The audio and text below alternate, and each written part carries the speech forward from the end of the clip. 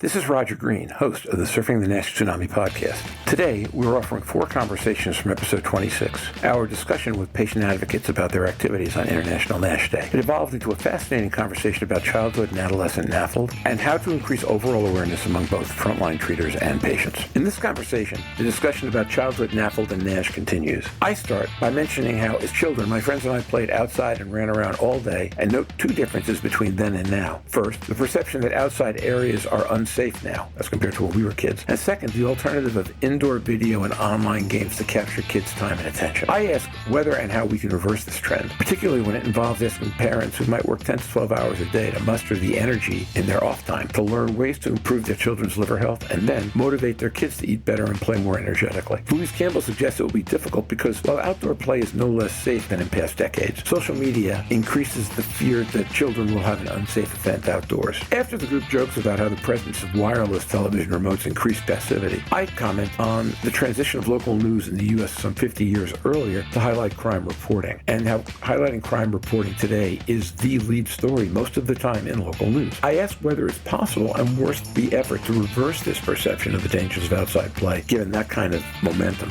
and current status. Marko Korenjak responds it would be immoral and unethical not to work on this issue, given the increasing social and economic costs liver disease is beginning to impose on societies. Louise said it would be tremendously hard to do so, but we need to take every opportunity we can because future costs will be so high. As she puts it, we need to, and I quote, protect the grandparents of today, end of quote, so they can see their children and grandchildren grow up as healthy as the grandparents have. She mentions the parliamentary debate held that day in British Parliament as being so exciting, precisely because it touched on these issues. Mike Betel discusses the importance of governments improving information on food labeling and the UK initiative to limit advertising of sugar foods during children's listening hours. And Gina Madison goes on to note that as a mother, it was only fairly recently she realized the health challenges presented by the food her children were eating, not only at home but also at school. This is one reason NASH knowledge focuses so much attention on children. Another is that educating children is an excellent way to get information to the entire family. She cites the success public service advertising and school education had in getting children to talk with their parents about stopping smoking in past years, and expresses the hope we can achieve the same benefits regarding food and exercise. She'll have more to say about sugar in later conversations. As International NASH Day grows and globalizes, the actions of organizations like these will comprise an increasing share of the day's activities, and also an increasing share of the volume, messaging, and energy behind the fatty liver public health debate throughout the year. Think about where all this is heading as you listen, and then just sit back, enjoy, listen,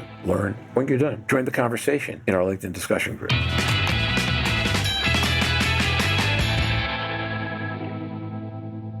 So every time I listen to a conversation about children, I have a range of thoughts. Now, when Louise says she's younger than some on this call and older than others, she's younger than me significantly. In fact, she and Mike are roughly in the same age cohort, and I'm older than both of them. Marko, I'm pretty sure that you're a lot younger than I am, and Gina, you I know about because I'm probably about the same age as your dad. But so growing up, right, we played outside after school every day, and we ran like crazy. And we didn't have video games, and there was not the concern that there is everywhere these days about children's safety and the safety of neighborhoods. So you have this one social determinant of health issue around that, and then second, you have an issue of can you get parents, many of whom now are in households that work 2 jobs and 10, 12 hours a day, to then invest the energy in their kids that my parents had the space to invest in me. So those are 2 issues I know of. Does that make sense? And how do you think we reverse? We'll get to food in a second, okay? But just on those 2, which have nothing to do with diets, how's any of that manageable or reversible? Louise Campbell. I think it's difficult because statistically, crime against children is no more prevalent than it was when I was a child. But we're more aware of it through social media when it does happen. And we have generation after generation that's become more exposed. And I think there are multiple, like NAFLD and NASH, this is a multiple faceted issue. But there are more cars, there are more ways that a child running around the streets until 7 or 8 or when it gets dark can get injured, and I think we have become a society, certainly in the UK, where that increase in the danger risk outside has curtailed, and we don't have enough green spaces. If you live in an inner city area, it's very, very difficult to have a location to take your child to a park. There's been a great deal of effort putting where there are a space, a gym type area for people to use. used. Do they get used as much? No, but they should be. In China, they're all over. When I went for 6 weeks in China, they were all in the parks and everybody was using them, but everybody's out dancing and it was a very social community. It's very, very difficult to say, and different areas will be different, and particularly in the US neighborhoods. Mike Betel. Pivotal, not that this is going to age me, but you guys are going to see who's nodding here, but pivotal moment in technology that changed activity level was when they came up with the remote control with a wire so you didn't have to stand up to change the channels on the TV. Do you remember that? Yeah, actually, I remember when there were no remote controls at all. That's what I'm saying. As I'm fond of saying, I'm not as old as dirt, but I played with dirt when I was a child. Yeah, go ahead, Marko. Marko, you wanted to say. Marko Korenjak. I just need to add here, so I'm so sorry for my parents, but I was the remote,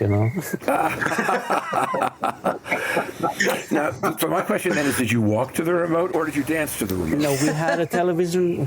It was without remote, so it was just 7 channels, but to change the channel. It's Marko, Channel 6. So that was my question. Exactly.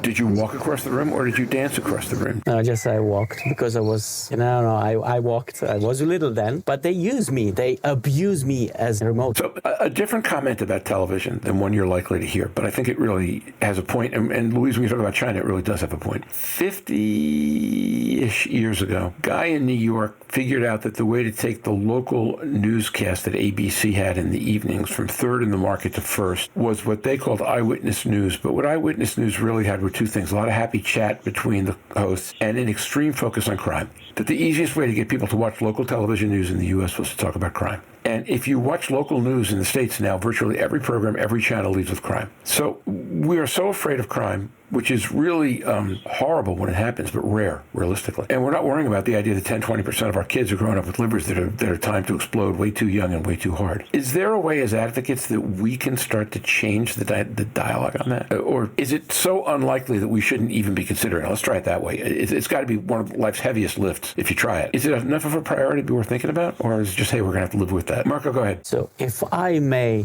I think it would be unethical and unmoral not to start right now with everything that we could do, because our society has just forgotten that we have it's not a pandemic on a rise, it's not a pandemic that will come, it's something that is already here. And in the years to come, we will have increased demand for liver transplantations. We will see crashing of the healthcare systems because they will not be able to care for all the complications that are connected to fatty liver, because it's just not just fatty liver. You have then problems with all other organs in your body, because you can see a liver as a factory, like reproducing everything that you eat, everything that you drink. And if you are putting garbage in, once I heard garbage in, garbage out. So this is something that is happening right now. Okay, thank you. Other thoughts on that question, which admittedly is a little bit tangential, and then we're going to go back to other things that we've been doing today. But personally, I think it's very difficult. We've taken on a very big challenge doing NAFLD and NASH, but I think it has to be raised, as Marko says, at every opportunity. One of the reasons that it's very exciting that International NASH Day is gathering such momentum globally every year is that by doing what we do today, we are trying to save the children of the future. We really have to keep that in focus. Not only are we trying to protect the grandparents of today to see their children and grandchildren grow up, we really are trying to change that momentum and recognise it. That's what was, for me, so exciting about the parliamentary debate. They were talking about strain on the healthcare due to obesity and NAFLD. They were talking about the cost to industry of sickness and 4 days additional sick leave per somebody who is overweight. These are things that I wasn't sure parliamentarians really understood. That, to me, is a change of language. It's a change of knowledge. And if GLI and the British Liver Trust were spies, they've now infiltrated the echelons of Parliament. So good on them.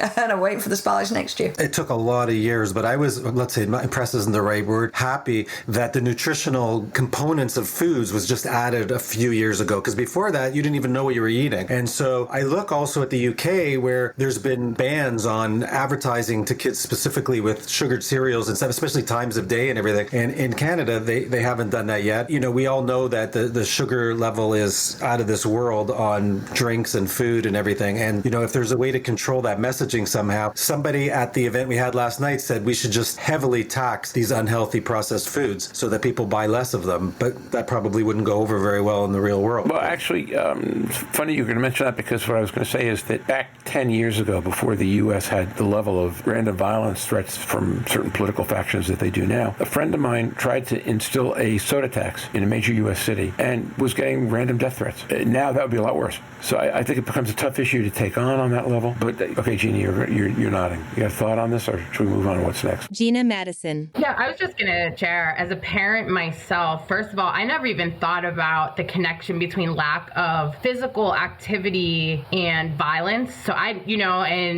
just kind of this fear that parents have nowadays, what could happen to their kids if they're out roaming the streets like I was. When I was younger, come in when the street lights come on. I can tell you as a parent myself, the electronics, the technology is a huge issue that I find, and it's more so here in Pittsburgh. I find personally, like in the winter months when it's not as nice outside, it's hard to get my kids off their electronics to go outside. It's a little bit easier in the summer months. And then what Michael touched on with the food, I know, right? I know what my kids should be eating, and it is hard because of the food industry. And there's just such an uphill battle I think we all have, as we come together as a community to just really advocate for changes, not just in food you get, but in schools as well. I'm shocked and astounded sometimes at the food that my kids are served at school. It's just there's so many different facets to this, but if we do not really focus on our kids, and it's not just the health of the kids in this future generation, I also believe that by really focusing a lot on kids and their livers and what they're eating and their physical activity, you're touching the whole family as well. And that's why we decided as an organization to make children one of our key priorities, because we're also just, reaching that whole family as well. You think back in the days here in the U.S. when they would do PSAs and they would do these anti-smoking campaigns in schools, and kids would come home and talk to their parents about it. Our hope is that we could get to a point where we're doing the same thing around, liver health and food and physical activity. And now, back to Roger. We hope you've enjoyed this recording. If you have any questions or comments about the content of this conversation or the entire episode, please put them in the review section of the page from which you downloaded this conversation, or send an email to questions@surfingnash.com. Next week, we continue our EASL Congress previews with a star-studded panel of KOLs. Until then, stay safe, surf on. We'll see you on the podcast. Bye-bye now.